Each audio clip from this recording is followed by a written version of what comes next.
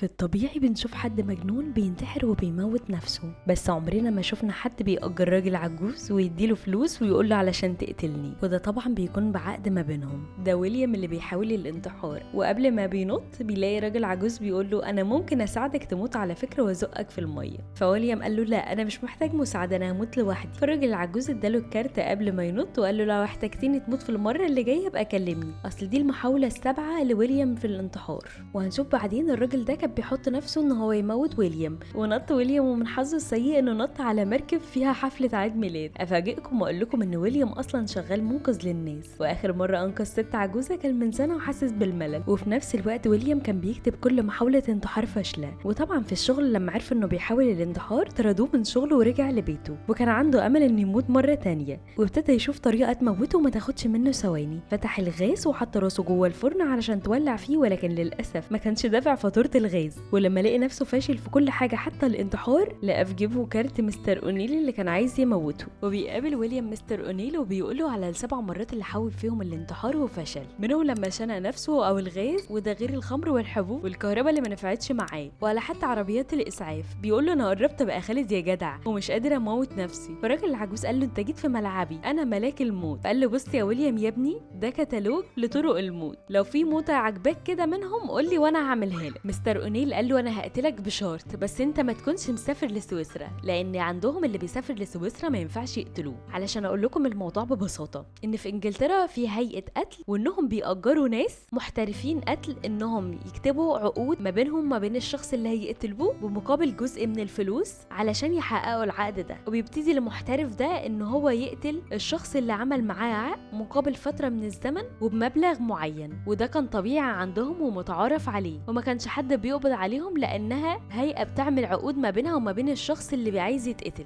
وقال له بص انا هساعدك تختار طريقه كويسه، هي طريقه قتل بسرعه ومش مؤلمه، ان انا اديك بالرصاص من بعيد. وابتدوا يملوا العقد وانه هيموته خلال اسبوع مقابل فلوسه، وان مستر اونيل ده قتل قتلاء تبع نقابه القتل، وقعد يعمل له البحر طحينه وانه قاتل محترف. وبدل ما يقول له انا سعيد جدا بلقائك، قال له انا سعيد جدا لقتلك. وبيروح مستر اونيل لهيئه القتل، وبيطلع انه اقل واحد بيقتل وبيعمل عقود قتل، وبيكون ايفان متفوق على الفريق كله. وطبعا الهيئه بتسلمه سلاح القتل مقابل العقد، ورصاصه واحده مقابل ميت واحد. وويليام بيحول الفلوس لحساب مستر اونيل عشان يخلص عليه، وبيقول له اديني بس وقت علشان اخلص كل اللي ورايا، وانه يفنش كتابه. وفي نفس الوقت مستر اونيل بيشوف شغله، وجات لويليام مكالمه من دار الكتاب والنشر انهم قروا كتابه ومحتاجين يقابلوه ويحددوا ميعاد بعد اسبوع كده. فقال لهم ويليام يا ريت يكون في اقرب وقت لانه هيتقتل خلال الاسبوع ده. فهيقابلهم تاني يوم الساعه 1. وطبعا ويليام من ذكائه جري على مستر اونيل وقال له يا ريت تقتلني بس بعد بكره، مش بكره بالذات عشان عندي ميعاد مهم، وحكى له كل التفاصيل. وراح تاني يوم الميعاد وقابل إيلي ومديرها، وحاول مدير الجريده يأجل نشر الكتاب علشان ينسب ليه ويكون ويليام مات.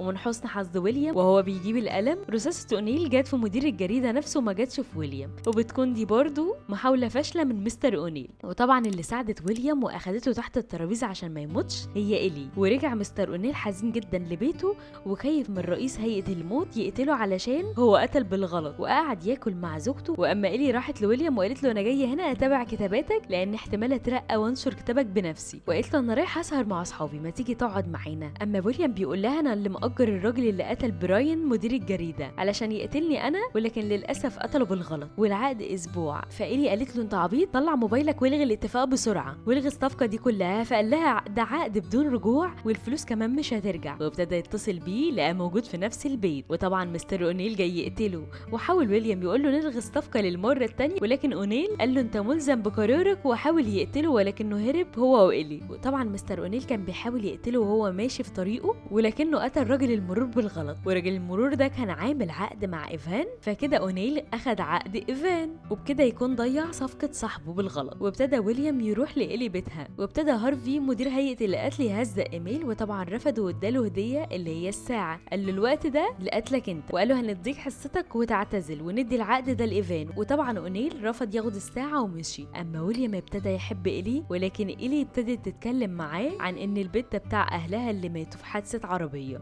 وابتدى ويليام برضه يحكي لها عن موت ابوه وامه اللي كانوا ماشيين قدامه ووقعت عليهم بيانو وماتوا قدام عينيه. اما إيلي قالت له خلاص انا عرفت ازاي هخليك تقدر تقتل نفسك من غير ما حد يقتلك، وقالت له انا جبت لك سكينه وهقتلك. وابتدت تعد، ولكن للاسف طلع واقع في حبها وحب الحياه ويليام من تاني. وابتدى يروح ايفان زي ما قال له مديره ان هو يقتل مستر اونيل، في حين ان مستر اونيل بيدور على ويليام علشان يقتله. ولكن اونيل وصل لويليام، وويليام بيحاول معاه انه مش عايز يموت وانه يلغي العقد للمره الثالثه، وبيحاول طبعا يقتلهم. وجات له مكالمه وهي زوجته بتقول له ان في حد دخل البيت وبوظ الدنيا وموت لك العصافير. وهو بيحاول يقتل ويليام حاضر ايفان وقتل اونيل العجوز. وابتدى ايفان يدي ويليام المسدس عشان يقتل نفسه او يقتلها، لان عقد الانتحار بيقول ان عشان مستر اونيل يتقتل ان ويليام كمان قتل نفسه علشان ايفان ما يكونش ليه وجود في الحادثه كلها وان محدش شافه. ولكن إيلي قالت لايفان ان المسدس ده انت اللي قتلته بيه ومش هو مسدس اونيل، والمفروض تبدله المسدسات. ووسط ما ايفان مستني ويليام يقتل نفسه، طلع مستر اونيل لابس زي ضد الرصاص وقام قتل ايفان، وقام عشان يقتل ويليام علشان يحقق تارجت القتل بتاعه. وإيلي اخدت المسدس تهدده، وويليام بيقول لها ان انا لازم اكمل العقد عشان احصل على حصتي. وبعدها يتقاعد، وابتدى ويليام يقول له ما كنتش عايز اموت، ولكن لقيت الشخص اللي ممكن اموت علشانه اللي هي إيلي. واقترحت إيلي عليه انهم يكتبوا عقد بقتل ايفان اللي مات بدل ويليام، ويحولوا الفلوس من حساب ويليام لمستر اونيل. وابتدى هما الثلاثه يخفوا الجثه، ولما سالوه عرف مكانهم ازاي عن طريق شغلها. وابتدى اونيل يودع ويليام وانه مسرور انه ما قتلهوش. ورجع مستر اونيل يحتفل بوسام مراته، وابتدوا ياكلوا ورن الجرس وحضر هارفي مدير هيئه القتل والساعه معاه، وابتدى يهدده من تحت الترابيزه. ودخلت زوجته تقدم لهارفي هديه مطرزه، وابتدت تفهم هارفي ان هو فعلا هيتقاعد وهيقضوا اللي باقي من عمرهم مع بعض. وطبعا ده اللي كان مستنيه هارفي من مستر اونيل، بس هي عملت كده علشان تنقذه رغم انها عارفه انه بيحب شغله ومش عايز يعتزل ولا ياخد اجازه ولا حاجه. اما ويليام نشر كتابه واتجوز إيلي. وهم ماشيين في طريقهم كان في ولد واقف في نص الطريق، وطبعا كانت جايه عربيه هتموته، وراح ويليام ينقذه. ويمكن دي الطريقه اللي كان بيحبها ويليام ان هي تكون نهايته في الاخر.